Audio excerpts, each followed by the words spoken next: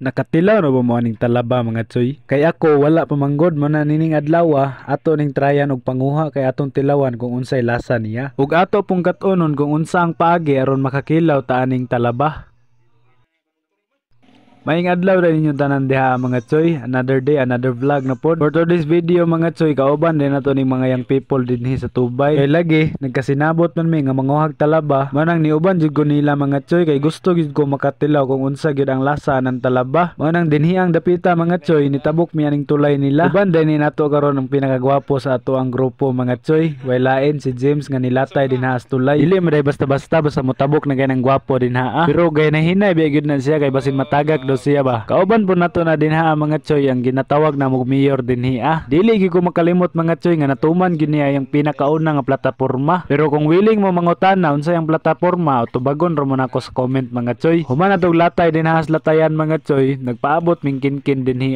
Habang nagpaabot mi ni kinkin dinhi mga tsoy, nag-exhibition man as loyloy dinha. Kung gusto mo makabalo ani nga mga moves mga tsoy, free gid kay mong mutawag ni loyloy aron magpatudlo. Og mao na to mga tsoy kay nakakuha na ni migkanon nga usa ka bawnanan. Unsa pa may atong langayan now adto na tas talabahan.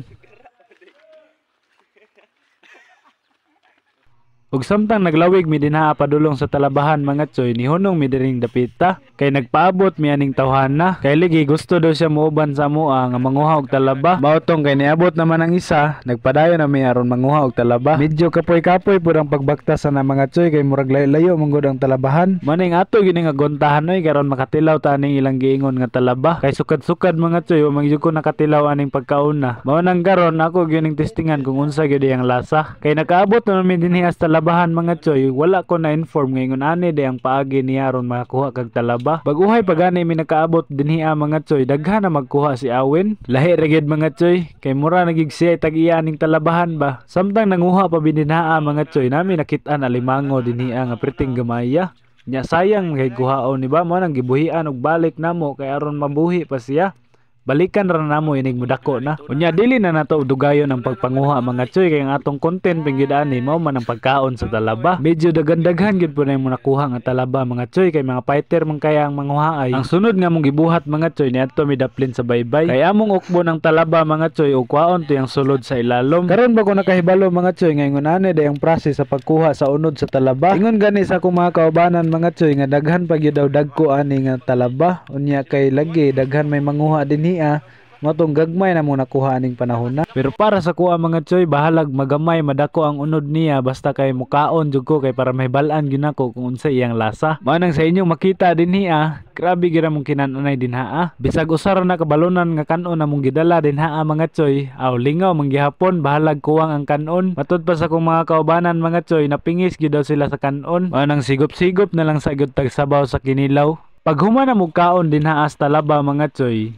nag-adventure sa mikadali dinhi as unahan. Among gisuroy ning ilang giingon nga lugar nga Punta Gracia. Kay sa kapila na kong balik-balik dinhi as Tubay mga tsoy, wala jud ko katabok aning ilang hanging bridge dinhi. Taas-taas ra ba gyud ang hanging bridge nga imong tabukon dinhi mga tsoy. Kung dili lagi ka maanad mga tsoy, mura jud kag malipong oy. Unya tungod kay gikapoy na mo mig baktas mga tsoy ug gigutom na pug utro, nagpalit na lang mig chicharon. Kung ang kornito mga tsoy moingon nga saan naabot ang 20 pesos mo, kaning amo saan naabot ang 15 pesos mo. Kay 15 ri gyud among kwarta aning panahon na mga tsoy, pero busog man gihapon ning mga naunga. Ug samtang nagkaon mi dinhi mga tsoy, na-amaze lang ko aning tawana kay ni tabok siya sa hanging bridge nga nagbike ra.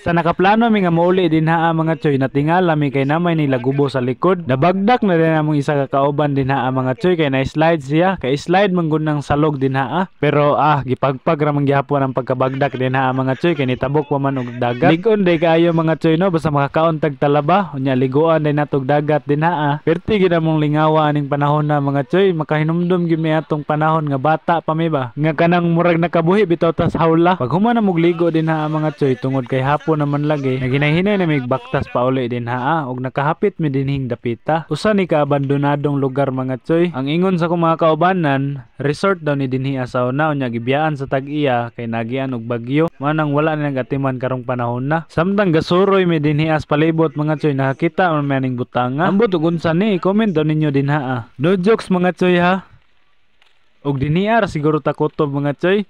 See you on my next video. Mga katsuyans,